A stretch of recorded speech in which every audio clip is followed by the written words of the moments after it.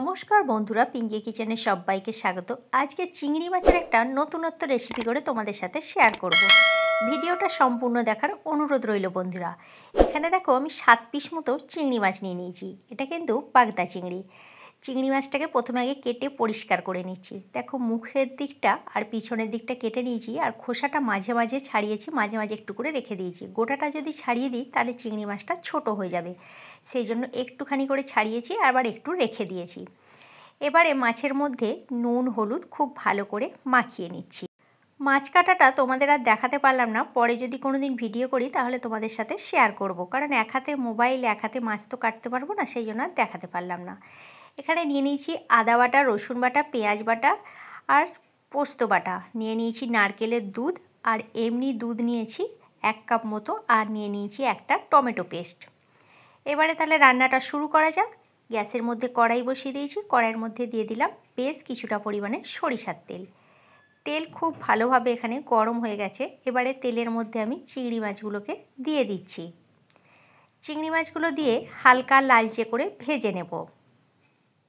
চিংড়ি মাছ কিন্তু বেশি ভাজলে শক্ত হয়ে যায় রাবারের মতন। চিংড়ি মাছ কিন্তু খুব একটা বেশি ভাজা চলবে না। হালকা লালচে করে ভেজে নিয়ে আমি চিংড়ি মাছগুলোকে তুলে নেব। একসাথেই সব মাছগুলো আমি এখানে দিয়ে দিয়েছি। এবারে উল্টে পাল্টে এগুলোকে ভেজে নিচ্ছি। চিংড়ি মাছের রেসিপি তো অনেকভাবেই রান্না করে খেয়েছেন, একবার এইভাবে বানিয়ে দেখুন, অসাধারণ খেতে লাগে। এই রেসিপিটা ভাত, ফ্রায়েড রাইস কিংবা পোলাওয়ের সাথে অসাধারণ খেতে লাগে বন্ধুরা। আমার অনুরোধ রইল এই রেসিপিটা একবার হলেও ট্রাই করে দেখতে পারেন, আশা করছি ভালোই লাগবে। চিংড়ি মাছগুলো আমার এখানে ভাজা হয়ে গেছে। এবারে চিংড়ি মাছগুলোকে আমি একটা পাত্রে তুলে নিলাম।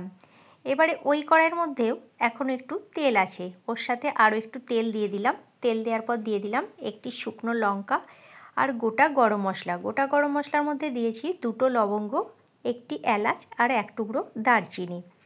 ফোড়নটা কয়েক সেকেন্ডের জন্য ভেজে নেওয়ার পর দিয়ে দিচ্ছি এখানে 1 চামচ মতো রসুন বাটা। এখানে কিন্তু রসুনের পরিমাণটা একটু বেশিই দিয়েছি। রসুনটা ভালো করে তেলের মধ্যে ভেজে নিতে হবে, যাতে করে রসুনের কাঁচা গন্ধটা চলে যায়।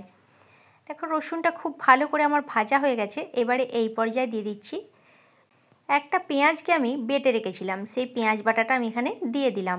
পেঁয়াজ বাটাটা দেওয়ার পর খুব ভালো করে তেলের মধ্যে নাড়াচাড়া করে ভেজে নিতে হবে রসুনের সাথে।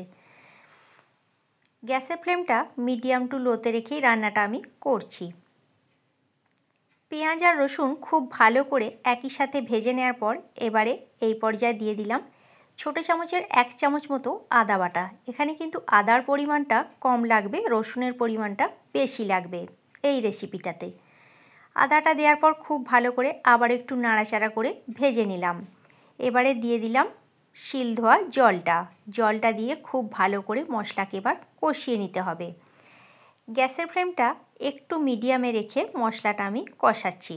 সামান্য পরিমাণে জল দিয়ে মশলা কষালে মশলা খুব ভালোভাবে কষানো যায়। এবারে দিয়ে দিলাম টমেটো পেস্টটা দেওয়ার পর খুব ভালো করে আবারও একটু কষিয়ে নিচ্ছি।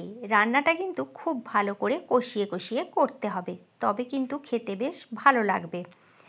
দিয়ে দিলাম ছোটো চামচের 1 চামচ মতো কাশ্মীরি লাল লঙ্কার গুঁড়ো, এটা দিলাম সম্পূর্ণ কালারের জন্য।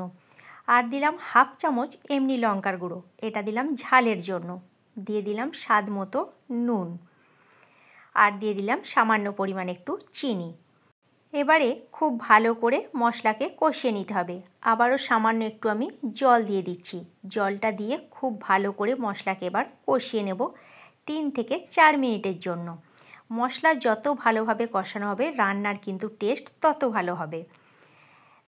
এখানে কিন্তু আমি হলুদের ব্যবহার করলাম না, যেহেতু মাছটা নুন আর হলুদ দিয়ে আমি ভেজেছিলাম, তাই জন্য আর এখানে হলুদ দিলাম না। রেসিপিটা সাদা সাদাই হবে।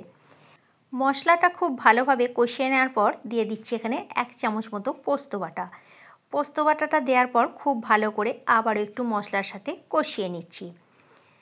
বন্ধুরা, আমার এই ছোট ছোট ভিডিও রেসিপি তোমাদের যদি ভালো লেগে থাকে ছোট্ট একটা লাইক করো, কমেন্ট করে বলো রেসিপিটা তোমাদের কেমন লাগলো।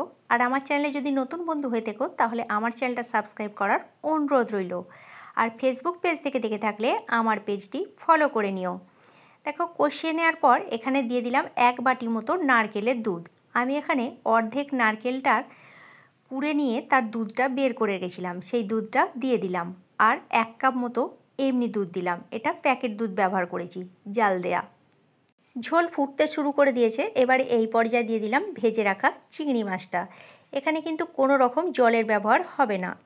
এই দুধের মধ্যেই মাছটা এবার ফুটতে দিলাম 4 থেকে 5 মিনিটের জন্য। এবার একটা ঢাকনা দিয়ে আমি এখানে ঢেকে দিচ্ছি। যত ফুটবে তত এর স্বাদ ভালো হবে, আর মাছের মধ্যেও ঝোলটা খুব ভালোভাবে ঢুকে যাবে, তার টেস্টটাও দারুণ হবে। দেখো 4 থেকে 5 মিনিট আমি এখানে ঢাকনা দিয়ে রেখে দিয়েছিলাম মিডিয়াম হিটে। রান্নাটা আমার সম্পূর্ণ তৈরি হয়ে গেছে। এবার আমি গ্যাসের ফ্লেমটা অফ করে এটাকে নামিয়ে নেব। কত সুন্দর দেখতে হয়েছে দেখছো বন্ধুরা, খেতে তো অসাধারণ হয়। তোমরা অবশ্যই একবার এইভাবে ট্রাই করো। গ্যাসের ফ্লেম অফ করে নামিয়ে নিলাম। তাহলে কেমন লাগলো আমার এই রেসিপিটা অবশ্যই জানিও, আর ভালো লাগলে একটা শেয়ার করে দিও। আজকের মতো তাহলে এইখানেই